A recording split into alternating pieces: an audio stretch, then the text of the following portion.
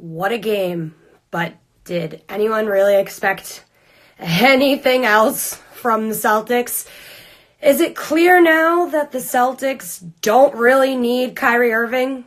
Can anybody else agree with me on this? I mean, come on. It's so clear.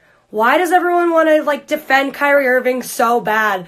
They are now 10-2. Oh, sorry. He's missed 10 games and they are now 8-2 with him out. Who knows? It could be 10-2 because who knows if he's even going to play tomorrow. They are on a back-to-back, so they are coming from Philadelphia today, and they are taking on the Pistons tomorrow at home in the Garden. They improved their record, 36-21. They also improved their away record from 13-13 to 14-13. And fun fact, the Celtics destroy the Sixers.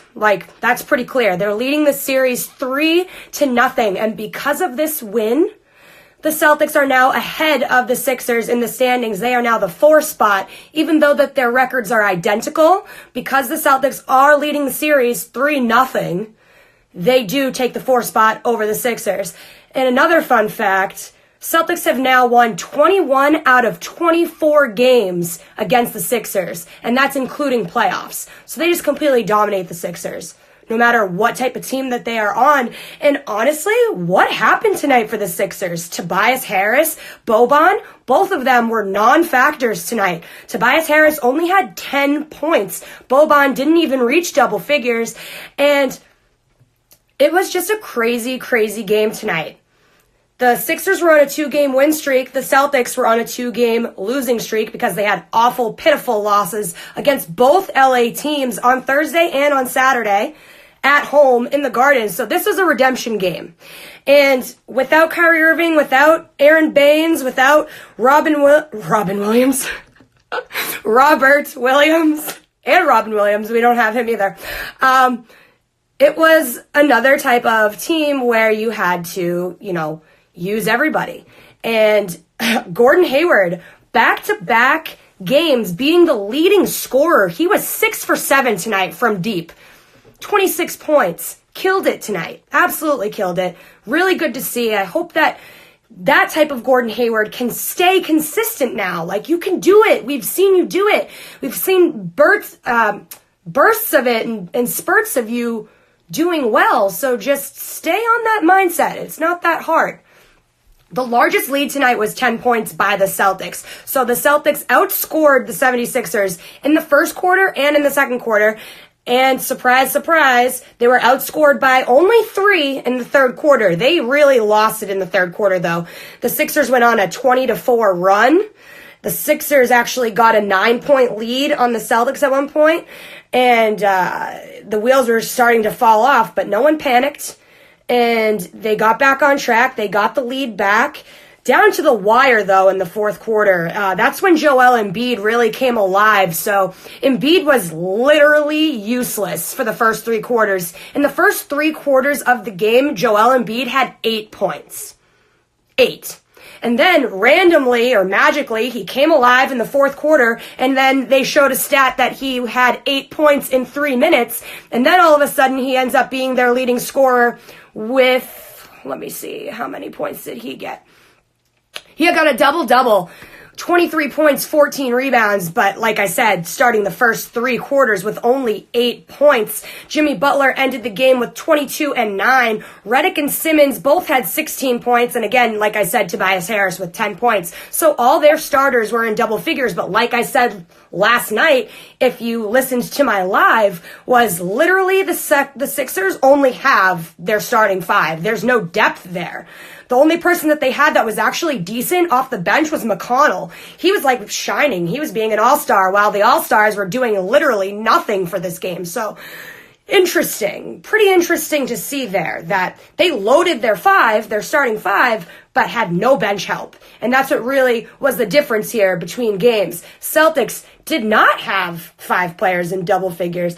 They only had Hayward with 26, Horford 23 and 8. Tatum had a double-double. He had 20 and 10. And Morris had 17 and 8.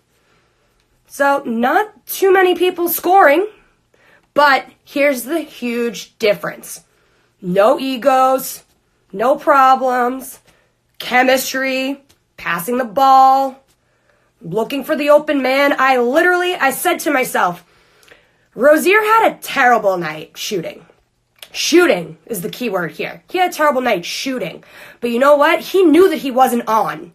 Like, he knew that he wasn't hitting shots that he was taking. So instead of hitting an open three, which I saw him have the opportunity to try and hit, okay?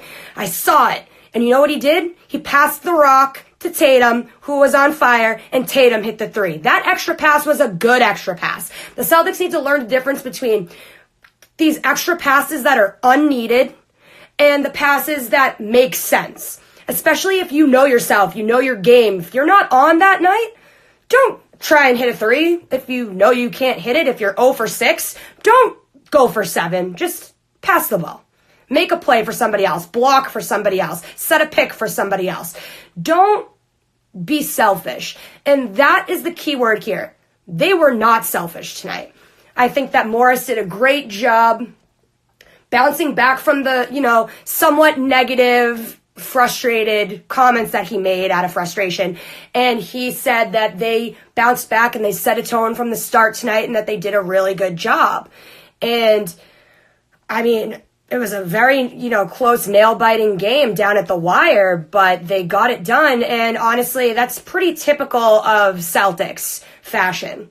They love to be underdogs. They love the adversity. They love coming from behind to win. Like, even if they had a 20-something point lead, they would love to, be down by 18, come back and win it at the buzzer. Like, they love that stuff. I don't know why. But now the real test is taking on the Pistons tomorrow night. Again, back-to-back. They're traveling. They're tired. They're down men. Can they play up to a down team? Because the Pistons are 26-29. They are actually 8th in the East, though. They're in a playoff picture, so it's not like they're terrible. But, I mean, it's the Pistons. They don't really have anybody.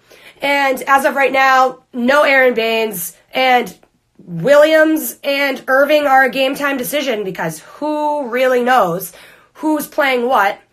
And also another thing that I noticed, which was super random, well, not random, but seeing Brad changing up the rotations a little bit. Instead of it being Brown and Hayward coming off the bench first, he put Tice and Hayward to come off the bench first and had that as a rotation. So you see Brad is trying. Everyone's trying. The key is consistency, though. So they really need to see if they can keep that same energy. That's key. Keep that same energy, momentum.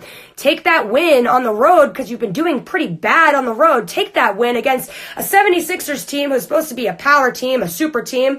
They were supposed to be now one of the favored teams in the East, but Celtics proved that comment pretty wrong.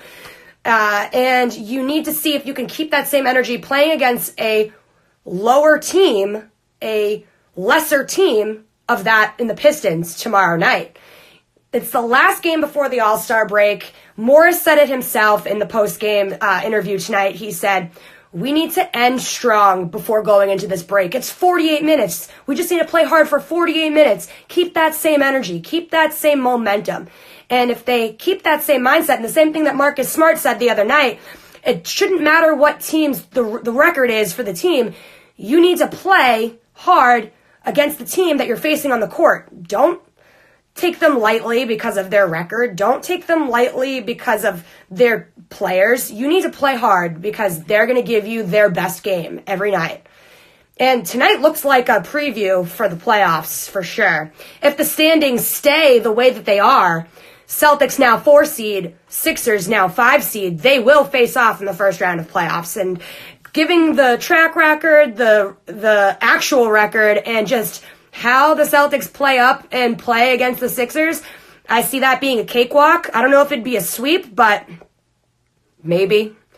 But crazy tonight. Crazy. Non-factors of those trade pickups. Weird. I thought that I'd see a lot more out of those guys. Embiid played awful, and Simmons still can't hit a 3. So it is what it is. Hopefully, again, we will be talking, and we will talk about how the Pistons do. We'll talk about what's going to happen on the All-Star break. And I will come back after the All-Star break. Actually, that Friday, that week after the All-Star break, we are doing Dirty Water live. So check out Boston Banner Bound. I will be with Green Runs Deep, and I will be with my co-host Crosby, and we will be doing a live, probably also on Green Runs Deep's Instagram live. That would be Friday the 22nd, probably around 8:30. It's live webcasting, so to be determined what actual time we start, but you'll catch it either way, whether it's live or pre-recorded. I'll tune in with you guys then. I probably won't get back to you about the Pistons game. I'm hoping they blow them out and we don't have to talk about it. I will talk to you after the All-Star break. Have a great night, guys. Happy Valentine's Day.